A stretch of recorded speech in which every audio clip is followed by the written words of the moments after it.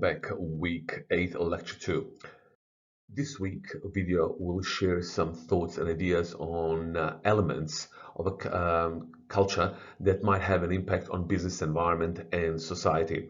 Now, as per graph in front of you, you can see there are a wide range of elements that might actually affect our business and the business environment that we're operating within, from values and attitudes all the way to the language, as the one mentioned in the previous video.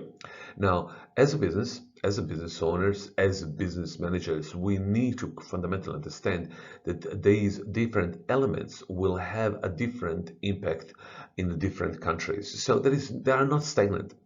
It's false to assume they will always be the same from country to country, from region to region, from state to state, and from continent to continent, to be precise.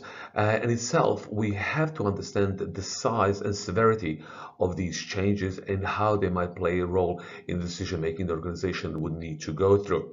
Now, that applies domestically as well as internationally. Even inside domestic market, like Australian market, there are different cultural aspects that we have to take into consideration in order to understand how to operate our business in that geographical region.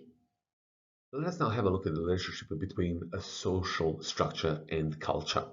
In week 3, on topic on business ethics, we mentioned the difference between individualism and collectivism. Let us recap a couple of those key points. Individualism is pretty much social structure used in countries such as United States, United Kingdom, Australia, Western society. Let's make it easy. But on the other hand, collectivism is more prevalent and used in countries such as India and China. Now, it is very important to understand the fundamental difference between two.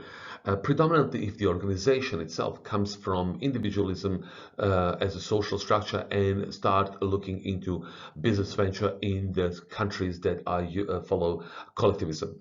Now, what we need to understand is how the problems are identified, how the solutions are found, and how the decisions are being made.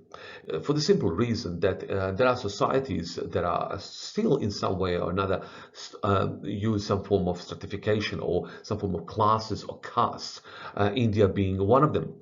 Now, organization itself operating in those markets need to understand how do they deal with other businesses that are belonging to different castes or endorsing different castes or classes, but not only that, how they actually deal with different castes within business themselves. Now, on the other hand, individualism is the building block for the social structure.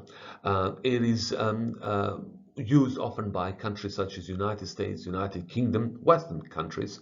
But on the other hand, it's false to assume that one particular social structure exists only in one country. For example, believing that even though it's Australia, it's endorsing individualism, there is no forms of collectivism within a businesses operating in Australian business environment.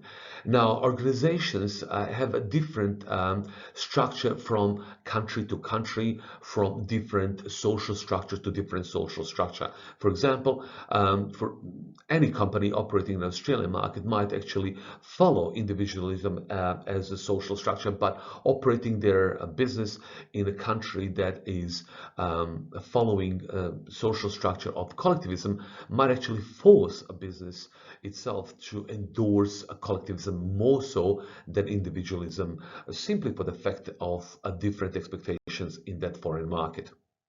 Now, let us have a look at the relationship between religion, culture, and ethics. Now, what is a religion? A religion is basically a system of shared beliefs that are sacred to people living in a specific country. In other words, is written in the history of that country. Now, let us link it back again to week 3, business ethics, as per heading for this particular slide.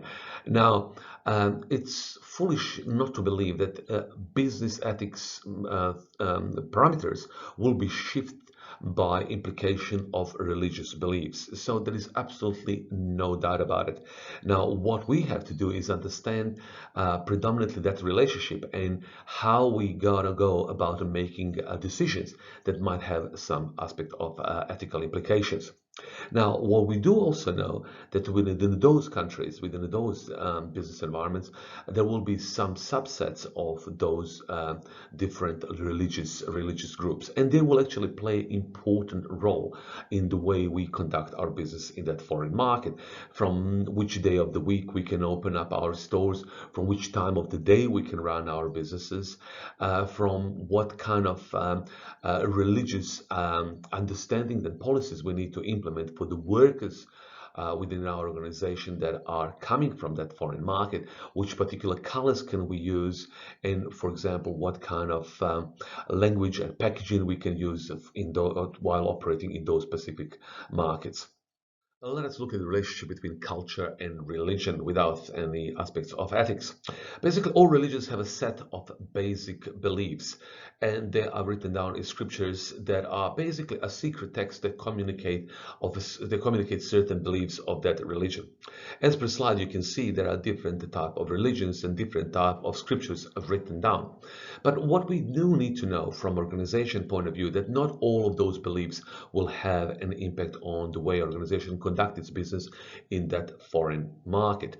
Managers do need to understand what are the key aspects addressed in each of those scriptures, but the best way to deal with those kind of differences in scriptures is to basically set up the code of conduct with the organization that will clearly define what is acceptable and what is not acceptable in that given market.